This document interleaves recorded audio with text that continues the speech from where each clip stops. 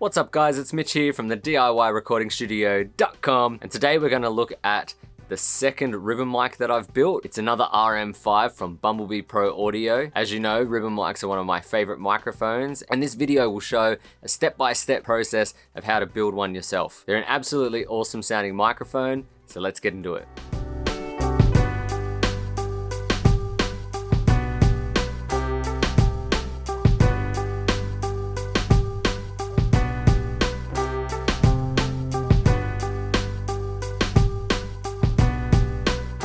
So recently I did a video where I was demonstrating how you could create your own chamber reverb. And in that video, I kind of discovered that my favorite choice of microphone for the chamber was my RM-5 ribbon microphone. It's a great sounding microphone, and ribbon mics kind of tend to shine in this kind of use. And if you remember, I mentioned that I'd love to actually have a pair of these RM-5 microphones so I could use these two mics as a stereo pair in the chamber reverb setup, giving me a much bigger sound. And if you haven't watched that video, I'll put a link right here. But basically, I've been coveting having a second ribbon mic for a long time because this allows you to do something very special. Now, in the world of audio recordings, we have different types of mic pairings. We have an XY combination, we have an AB or spaced pair. We have a couple of other configurations as well, but what I think is one of the most special pairings is the Bloomline configuration. So whereas an XY mic pairing is two microphones with a cardioid pickup pattern placed at right angles to each other, but a Bloomline configuration is the exact same thing with two microphones that instead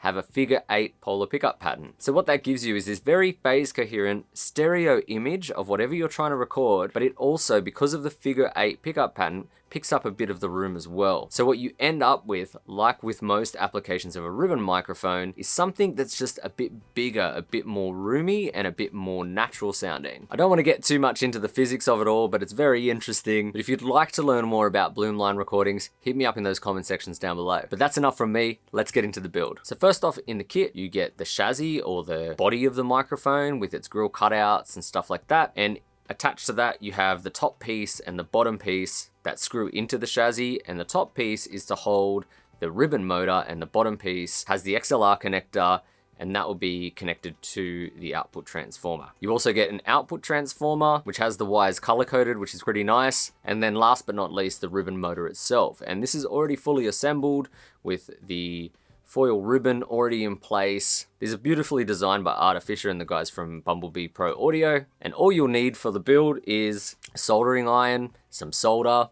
a hex wrench, like I've got here, and a small piece of wire to create a jumper. And I just used some old component leads that have been snipped off the legs of some resistors and stuff that I had previously. I always keep some of these for this specific purpose. And I should note this before you start: make sure that you keep any metallic objects nice and clear of the ribbon motor. They're fitted with very strong magnets that could attract some of your tools, so make sure you keep them quite a fair bit away from your ribbon motor. First off, you want to solder a jumper between XLR pin 1 and the ground pin. I use the component lead for this, so you can see that here. Then you need to prepare the output transformer, and the first step you want to do is twist the leads, but very carefully. So what I did was I pinched the wires from the base of the transformer so they didn't twist there and come apart from the transformer inside the epoxy molding. You want to be very careful about that. So you hold the roots of the wire and then you twist them. And then you can see here I snipped one of the leads because the measurements after twisting weren't even. So I just wanted the wires to line up nice and neatly. And then the one that I snipped, I tinned. In the instructions it says you need to tin each of the leads, but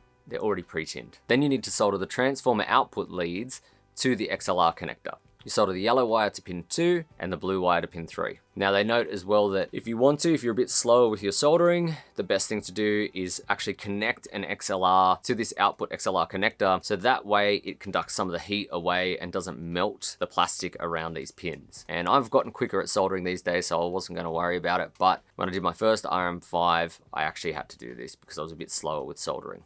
So maybe give that a go. Then you want to insert the transformer into the body. I used the back end of a pencil to gently push this in. It went in pretty easy. There wasn't too much hassle with that, but you want to make sure that you push it in with something that isn't angled or sharp. And also, never pull the transformer leads. If you pull these transformer leads, it could damage the transformer inside that epoxy mold. And as you get this into the chassis, you should see the red and black wires come out the other end, and they should be easily accessible. Once that's done, you can fix the bottom XLR cap with your hex screwdriver. Now this next step is going to take a bit of patience, and a lot of being very careful because you don't want to damage the ribbon inside the motor here. So what I did first was I repaired the ribbon motor by adding some solder to the terminals where I was going to solder the wires, and then I carefully soldered the wires to the correct terminals. The red needs to go on the tab closest to the actual foil ribbon, and the black needs to go to the outside of the motor. You then need to fix the top cap of the body to the ribbon motor, and this is quite tricky because there's some fiddly screws and stuff to do this to secure it properly, and you just want to be careful because your hex screwdriver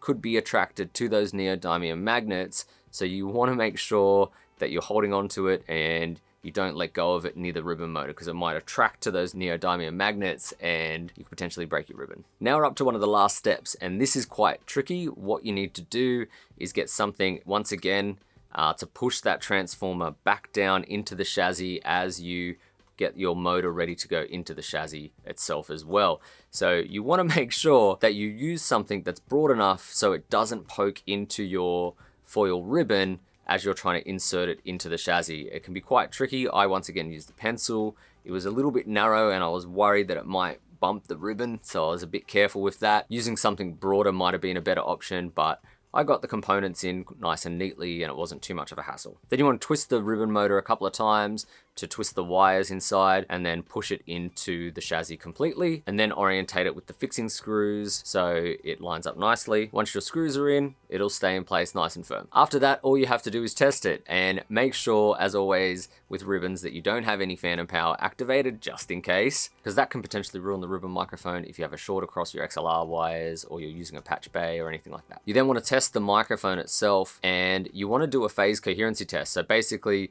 you need to either put a pop shield up in front of the mic and talk in front of it. What they suggest at Bumblebee Pro is to talk into the mic whilst wearing a pair of headphones, and then the way you hear that will determine the phase cancellation. If it sounds a bit dull and lacking bass response, you've probably got the back end of the microphone. So the more bright sounding side that has a bit more low end to it should be the front. But the other thing you could do is if you record something with it, you'll be able to actually see if the phase is inverted or not. So what I tend to do with these mics is actually record some drums, and then I can see which side is actually inverted. Say when I hit my kick drum, I can see which of the phases is inverted or not. And that's a foolproof way to do it. So I prefer to do it that way. And that's basically it. It's a simple microphone to build. You just have to be very careful while doing it. And the result is an awesome sounding microphone that you have to add to your mic locker. If you want to hear what it sounds like, hit me up in those comment sections down below. I should have some videos coming out soon where I show the Bloomline style recordings and maybe a couple other things as well. I'm really excited to have this new mic pairing in my studio because it gives me a new sort of tool at my disposal. As always, don't forget to hit like and subscribe. I'm Mitch from the DIYRecordingstudio.com, and I'll catch you soon.